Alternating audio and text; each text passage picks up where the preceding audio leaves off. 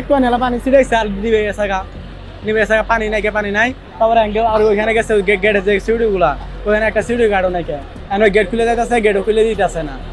তারপরে ঢাকায় গেট খুলছে ভেঙে গেট খুলছে খুলে সাহেব ভিতরে ঢুকছে দুই সাহেব বলে পানি নাই ওরা আবার গাড়ি কয়েকটা আসছে আইসারা ওই দিকে আর ভিতরে ঢুকে না তারপর এদিকে আসছে এদিকে আইসে সেরা ওইখানে 10 মিনিট ফায়ার সার্ভিস দাঁড়ায় আসলো তখন আর পানি নেবে নাই যখন 1 মিনিটে ডাইরেক্ট কেমিক্যালে যখন আগুন লাগছে তখন টানা ডাইরেক্ট টানাই এদিকে এসে বসছে টানাই দিক আইসে এখানে ফুটাইনে ধরছে মানে আওয়াজ আসতেছে তারপরে আমরা এখানে দাঁড়াইতে পারি না এমন তাপ এখানে যারা দেখতেছেন সবাই কর্ম করে খায় এখানে তারা আসছে এখানে অনেকে কান্না করতেছে অনেকে ছাড়ার মধ্যে দেন গা মাথায় হাত দিয়ে কান্না করতেছে কারণ তাদের অনেক সর্বনাশ হয়ে গেছে এখন তারা তার ফ্যামিলি চলাবে কেন আমাদের মালও তিন চারটা সিটবেন্ডের মাল এটার মধ্যে আটকা পড়ছে আটকে পড়ে আছে এখন আমাদের মালিক এখন এগুলা জরিমানাই দিবে নাকি আমাদের বেতন দিবে নাকি আমরা খাবো কি এখন যদি মালিক না চলতে পারে তাহলে তো আমরা চলতে পারবো না।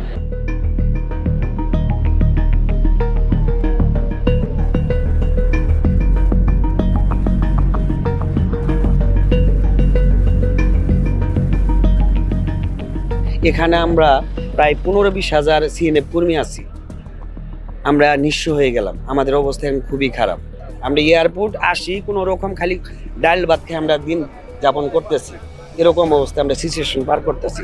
কিন্তু এই যে আজকে আগুনটা লাগছে সব শেষ পুইরা সব শেষ হয়ে গেল। এখন সরকারের কাছে আমার একটি দাবি যে এই যে কিভাবে আগুন লাগলো কিভাবে কি এটা অতি তাড়াতাড়ি এটা শেষ করে আমাদের কর্মসংস্থানের ব্যবস্থা নাহলে আমরা কি করব?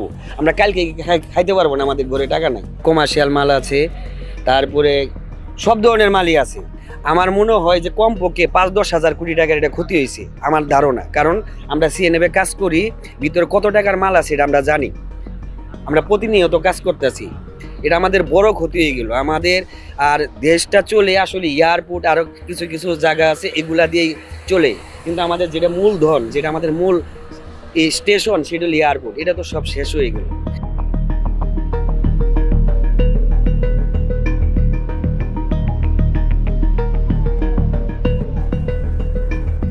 অলওয়েজ ফায়ার সার্ভিস থাকে, এটা আপনারা জানেন, আমরা সবাই জানি। হ্যাঁ, কারণ বিমান ল্যান্ড করলে কিন্তু সাথে সাথে একটা ফায়ার সার্ভিসের গাড়ি থাকে। হ্যাঁ, অর্থাৎ এই জায়গাতে 4-5টা গাড়ি অলওয়েজ ছিল, থাকে, এটা সব এয়ারপোর্টেই। ভিতরে 4টা ফায়ার সার্ভিসের গাড়ি আছে, ওরা কি উদ্যোগ নিচ্ছে?